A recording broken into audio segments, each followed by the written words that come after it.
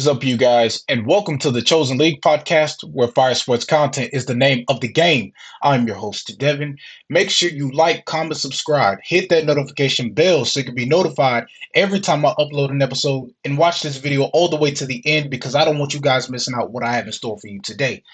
Question for discussion: Can Birmingham Stallions win back-to-back championships?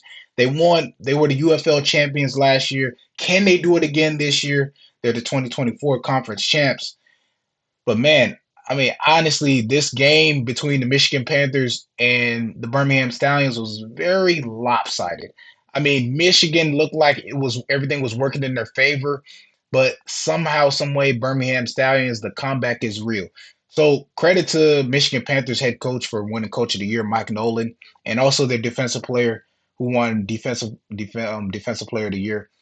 So with Michigan in mind in the first half, I mean, Danny Etling was doing what he needed to do. The thing about Michigan is they started off great. They set the tone in the first half.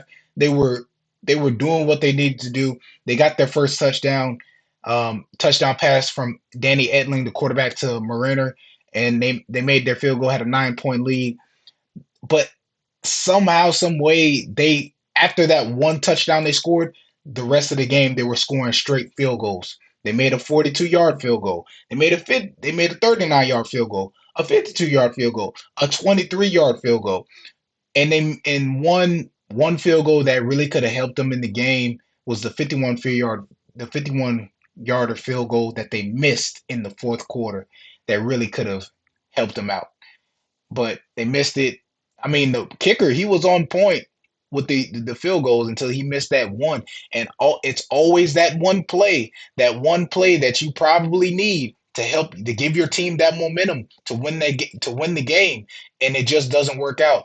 See, I think the issue here with Michigan is they started off great, but they just didn't finish. They didn't finish. You can't start and not finish. Michigan, I mean, honestly, their quarterback, Danny Edlin, he wasn't really having much pass protection. He really didn't have that much pass protection. I feel like they could have ran the ball a little more, but Birmingham's defense was just too great.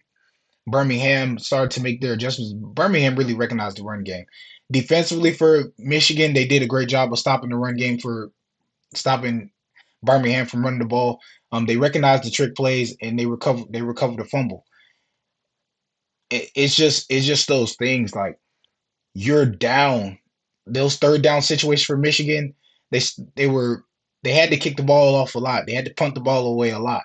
But there was those key plays where you're at the goal line and you still can't score. That's a problem. I feel like they could have ran the ball a little more because 9 times out of 10 they were passing the ball. The thing about Danny Edlin, like I said, he didn't really have that much room in the pocket. A lot of plays he was holding the ball too long, or either he really Birmingham's defense was covering every receiver. There some plays where he overthrew his man and he didn't get the pass he was looking for. But honestly, Michigan overall offensively they needed to do better. Their defense came to play, but not the offense. The offense just couldn't get it done because they started off great, but they just didn't finish. Moving on to the Stallions, I mean, Stallions defensively, they did a great job of making it difficult for Danny Etling in the pocket, not allowing him to get comfortable. They also did a great job on each drive. I mean, each drive, they just made sure that the opposing team punted the ball every single fourth down. They made it to where now there were sometimes, like I said, they made it to where Michigan got down the field. Michigan made a couple of great plays, great reads. Danny Etling made a couple of great reads and got his team down there to the goal line, but just couldn't finish. Birmingham is good at the goal line as well. They're good. They're a good defensive team at the goal line. But what changed everything was the comeback by the Birmingham Stallions. They make a 23-yard field goal. That was in the second quarter when they start coming back to life. They made that field goal. They got that under their belt. And in the second half, Adrian Martinez, he started to really get going, and they also put in Matt Corral. So they switched quarterbacks later on in the game. Um, but with Adrian Martinez, who started off on all 3 quarters, he played all 3 quarters. First half, it was really rough for him. He was making a lot of bad reads. He just couldn't, especially him going back and forth with his coach. His coach just let him know, like, hey, these are at the hash. These those are type plays we practice on. So, like he said, even when he was on the sideline and he was being interviewed, Adrian Martinez was being interviewed. He said, what their coach teaches them is consistency, and that's what's important. But anyway, he really stepped up in the second half. That 50-yard touchdown reception by Thomas, their tight end, and also Stallions recovered a fumble in the game. So both teams recovered fumbles.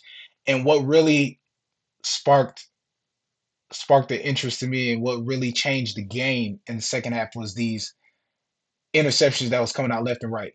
Michigan would throw an interception, Birmingham would throw an interception. And then all of a sudden, Birmingham got the last laugh. They end up getting an interception and a pick six. Pick six in the fourth quarter. Those are rare. Those are rare. If you're on your A game and you get a pick six, it's a wrap. So great job defensively for the Stallions. They end up getting the pick six and they end up getting the touchdown. They end up getting the touchdown. And also a 15-yard reception by Ricky, 15-yard reception touchdown by Ricky Persons Jr. That really set the tone too. I mean, that just kept them even going even more. See, that's the difference between Birmingham Stallions and the Michigan Panthers. Birmingham, they strategize just like Bill Belichick did when he had Tom Brady, just like Nick Saban does in Alabama with Alabama Crimson Tide. They let you play, they let you do whatever you want to do, and then the second half comes around, they adjust. Plus, Birmingham got the ball at the second half, so they were getting the ball back. So the thing is about Michigan, you have to be willing to score on every drive. Even if I understand you're not going to score on every drive, but at least make an attempt to try to score. Like, don't just settle. Don't just feel like you go, oh, we're just going to settle for a field goal. Because a lot of those field goals could have been touchdowns. Settling for a field goal is only going to give you 3 points. That's it. So I think the difference between Michigan and Birmingham Stallions took advantage of their opportunities. They made the best of their opportunities. And even though they made a lot of mental mistakes, and there were a lot of penalties going out too, pass interference, rough, intentional grounding, roughing the passer, holding, false starts. Regardless of the penalties that Birmingham received, they overcame the adversity. They made sure that, okay, we're not gonna let, just because we made a bad choice on this play or we made a bad read on this play, we're not gonna let that define us for the rest of the game. And Michigan got comfortable with these field goals when they should have been fighting their tails off to get these touchdowns. Birmingham wasn't settling for field goals. They getting touchdowns. So that's basically what they did. And, in the end, as a result, Birmingham got the win. But anyways, that is all for today's episode. Make sure you like, comment, subscribe, hit that notification bell so you can be notified every time I upload an episode. I'm Devon, and I'm signing off. Thanks for watching. Subscribe here to get the latest from the show.